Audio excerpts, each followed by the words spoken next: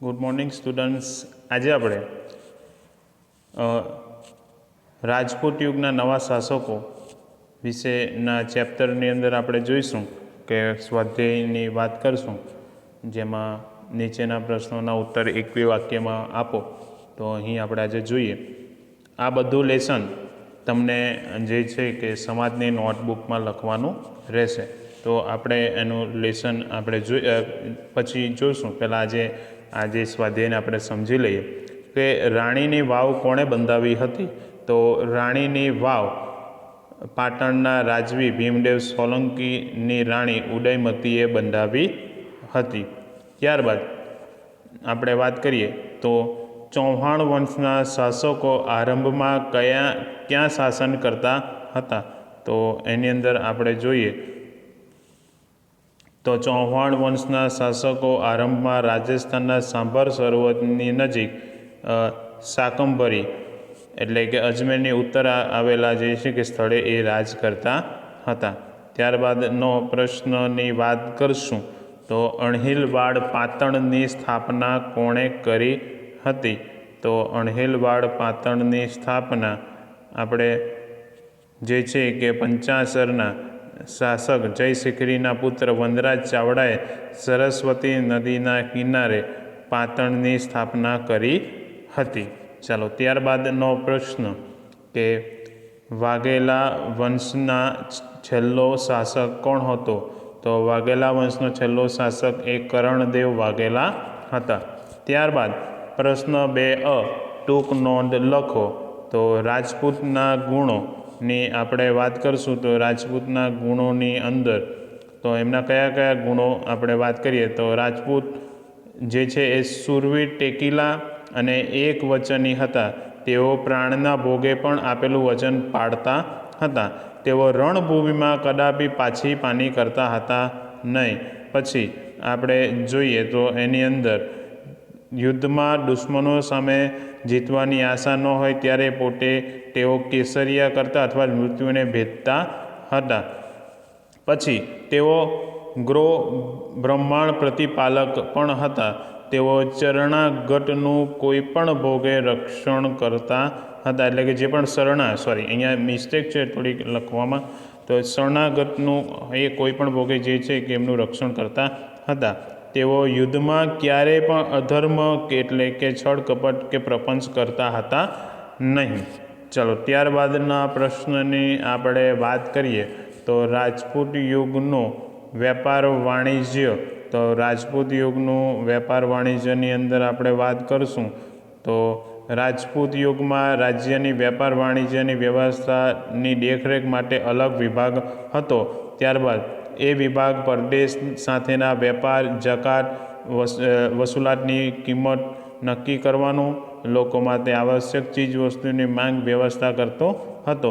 ત્યારબાદ આપણે ત્રીજા મુદ્દાની અંદર જોઈએ તો એની અંદર એ સમય દરમિયાન જમીનની ઉપજનો 6થો ભાગ કર રૂપે વસૂલ કરવામાં આવતો હતો અને રાજપૂત યુગમાં જમીન પરનો કર ભાગ નામથી પણ ઓળખાતો હતો.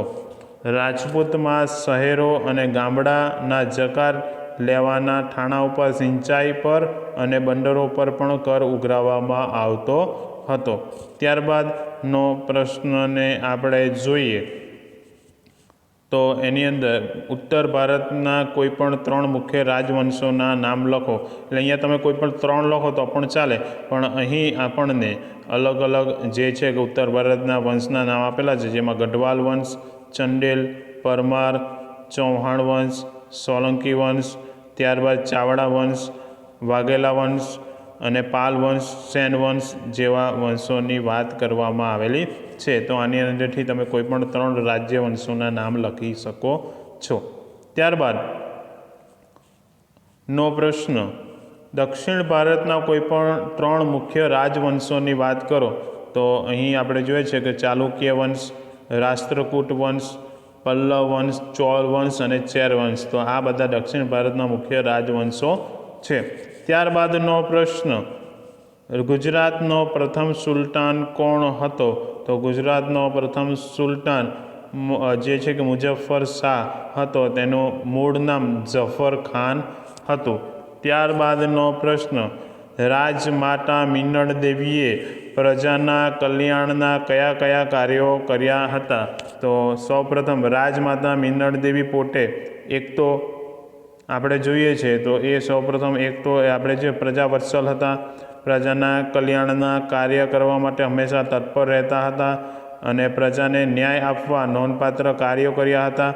ત્યારબાદ આપણે જોશું કે તેમના કહેવાથી પીવાના પાણીની સમસ્યા જે છે કે HAL કરે, એટલે કે અહીંયા જે છે કે એની અંદર સિદ્ધરાજ જયસિંહે ધોળકામાં મલાવ તળાવ અને વિરમગામમાં મુનસર તળાવ જે છે બંધાવ્યા હતા અને આના કારણે મિનળ દેવીને આદર્શ રાજમાતા તરીકે પણ ઓળખવામાં આવતા હતા.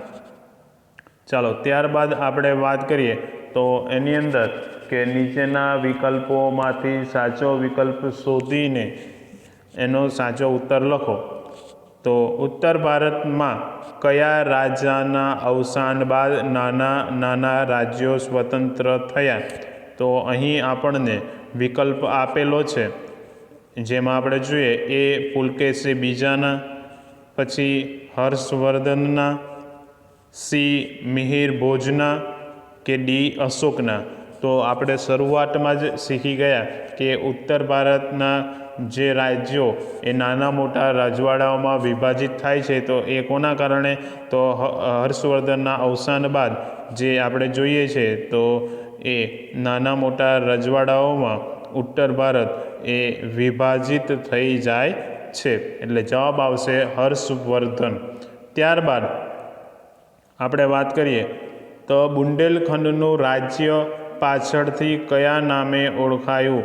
તો આપણે જોઈએ છે તો અહીં આપણને ઓપ્શન આપેલા છે એ જેજાક ભક્તિ, પછી ઉજ્જયની, પછી પ્રતિહારો કે ચાલુક્યન.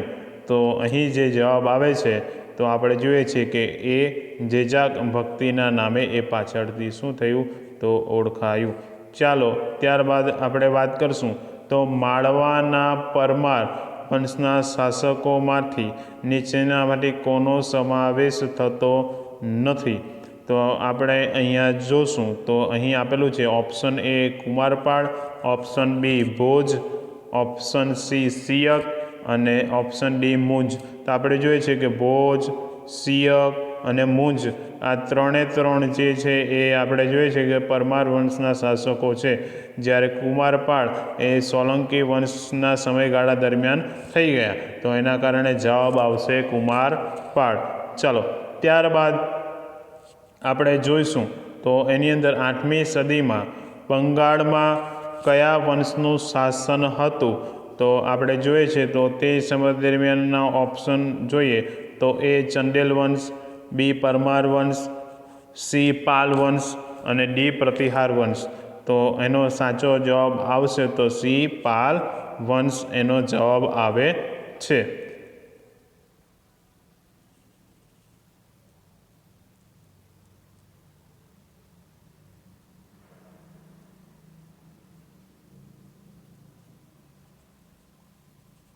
ચાલો ત્યારબાદ આપણે વાત કરીએ તો 5મા વિકલ્પની અંદર તો એની અંદર રાણીની વાવ કયા વંશના શાસનકાળ દરમિયાન બનાવવામાં આવેલી હતી?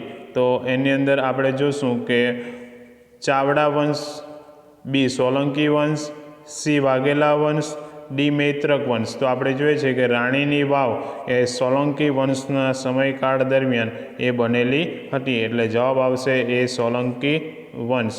પછી આપણે જોઈએ તો જોડકા જોડો, જેની અંદર આપણે વાત કરશું કે અહીં આપણને દર્શાવ્યું છે કે પહેલાં અમાં રાજ્ય છે, બીમાં શાસકો છે. તો અહીં આપણે શાસકોના નામ આપણને દર્શાવેલ છે તો એ આપણે જોઈએ તો સેન વંશ, સોલંકી વંશ, પાલ વંશ, રાષ્ટ્રકૂટ વંશ અને આપણે જોઈએ છે કે પલ્લવ વંશ. એમ આપણે જે છે કે શાસકોના જે રાજ્યના નામ આપેલા છે. હવે શાસકોની વાત કરીએ તો સેન આપણે જે છે કે નરસિંહ વર્મા, ત્યારબાદ ગોવિંદ ત્રીજો, વિજયસેન, ગોપાલ, કુમારપાળ અને ભોજ. તો આપણે જોશું તો આવી રીતના અલગ અલગ શાસકોના નામ અહીં આપણને દર્શાવવામાં આવેલ છે. તો એની અંદર આપણે જોઈએ છે તો એની અંદર આપણને સૌપ્રથમ આપણે જોઈએ તો સેન વંશ, તો એના શાસક કોણ છે? તો એના શાસક એ વિજય સેન છે. જ્યારે આપણે સોલંકી વંશ, તો સોલંકી વંશના અહીં આપણને શાસક તો કુમારપાળ આપણે જોઈ શકીએ છીએ.